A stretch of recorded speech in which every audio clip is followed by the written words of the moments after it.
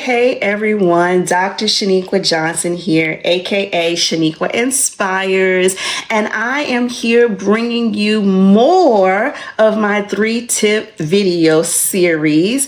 I hope that you are all loving the personal development section that I am cultivating to make certain that you get everything that you need for your growth and development. Today, we are going to target 3 tips to reset your mind for success. New year, new me, right? That's what everybody is proclaiming. So I want to make certain that I help you get there. It is my intention, it is my goal to make certain that you become a better you. So we're going to dive into these 3 tips to reset your mind for success. And let me put this disclaimer out. It's not that you haven't been successful, okay?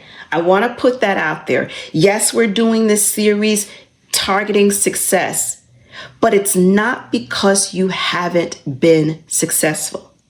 Those were those negative videos. You got to come out of those negative video series that I did, and this is back to the positive side. So it's not because you haven't reached success. What I am talking about is about reaching your next level. So you might have gotten so comfortable right where you are, and you've got a handle on it. You know the day to day, but I'm talking about how do you get from here to there, right? So it's about making that next step. Maybe you're too scared to say what that next step looks like. It's a possibility, right? No shade. Maybe you've grown really, really comfortable. You finally got your routine down pat, and you don't want anything disrupting that. But what will end up happening is you will end up in this mediocrity. And one day you'll wake up and you're like, what did I do? So I want to keep you motivated. I want to keep you encouraged. So even if you a boss, you doing your darn thing, there's always a next level. So we are going to talk about 3 tips to reset your mind for success. And the first one is just what I was talking about. Reframing those negative thoughts. See, you might have heard me say, I'm giving you 3 tips for success, and you instantaneously say, this video is not for me because I am successful. Well, you are, boo-boo. Nobody's taking that away from you. But what we're saying is, then what's next? You've achieved the degrees, you've succeeded, you started the business, you wrote the book. What's next? Because I'm that type of personal development coach where I'm not going to we're going to celebrate where you've reached, but baby, we're always going to keep our eyes on what's next. And it starts with reframing those negative thoughts. Everybody is not hating on you, right? We did that whole series where everybody is not hating on you. All the Debbie Downers know their place. They have moved out of your way because this is the new year. We're expecting new things. We're creating new circles of influences, and we've got no time for that. But sometimes the negativity is in our own head. And so we'll hear something and we'll take the negative aspect of it. So we need to get into the habit of reframing our negative thoughts. I don't know about any of you, but I tell the devil he's a lie 1,000,000 times a day. Like I'm walking and talking, like I'm in my head and I'm having these creative thoughts. And then all of a sudden I'll hear a voice say, nah, you too tired for that. You got too much on your to-do list. How are you going to do something else? Why are you going to take on more responsibility? And I have to constantly tell the devil to shut up. Like, you are a liar. You get no wins today. Shh, be quiet. Better yet, go somewhere else with all of that negative chit chat. So sometimes it is us. So I want you to challenge those limiting beliefs. So replace them with empowering ones. So if you come up with a creative idea And the second voice you hear is saying, no, you can't do that. No, you don't have money for that. No, where are you going to find the time? That's that limiting belief. And now I need you to encourage yourself. I need you to push yourself. I need you to go around the back door and move away from that limiting belief. And if you listen to the last video message about the 3 life-changing habits for success, well, if you started implementing those, it will help you with the reframing. Right? So if something in your mind says, well, you don't have the skills to do that. Nobody's going to choose you. Nobody's going to hire you for that. Well, I'm learning a new skill. I'm going to go back to be a continuous learner. I'm going to focus and be consistent on my self-education so that I have the skill set and the mindset shift to achieve it.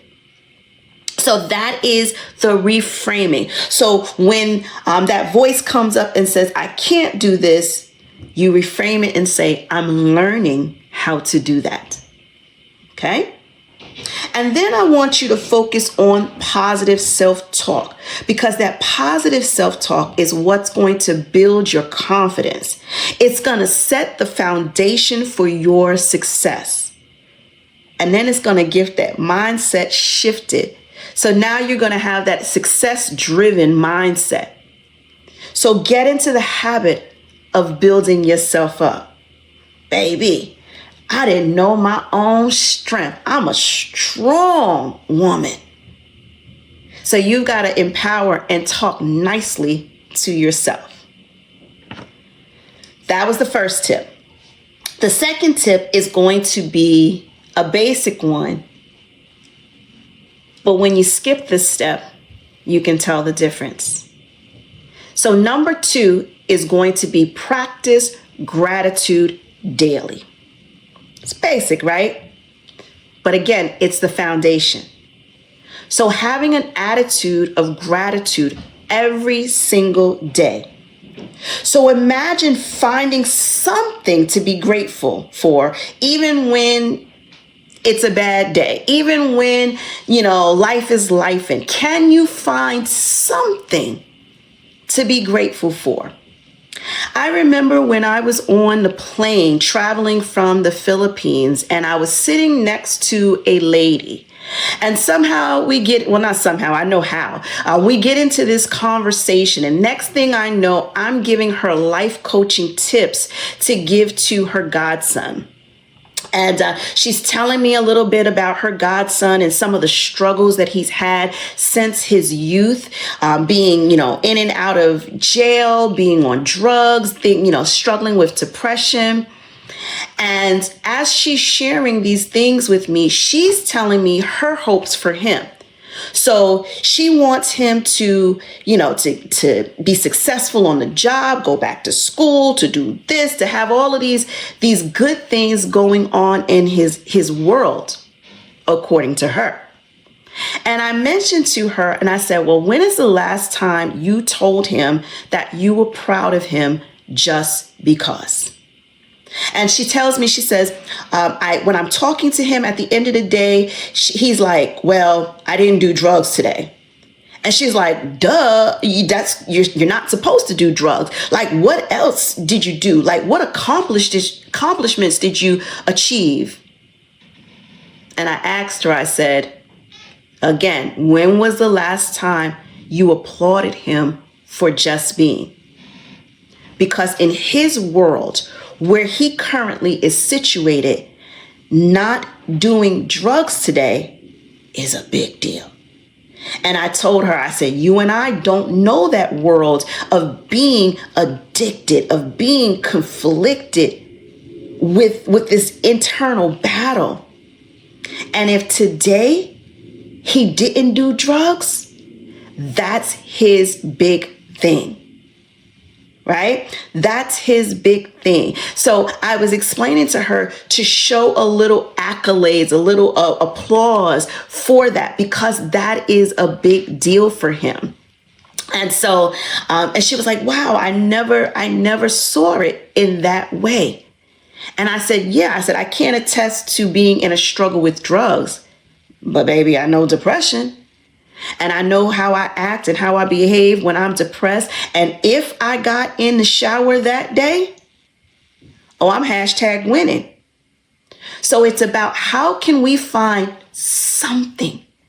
And even if you're speaking to someone else, even if it doesn't match your standards, take yourself out of it and look at it from their point of view. So for someone who's depressed, taking a shower that day is a big deal. For someone who's battling addiction, not doing that, entangling in that addiction is a big deal. So those are some ways in which we can find gratitude, even in the most dire situations.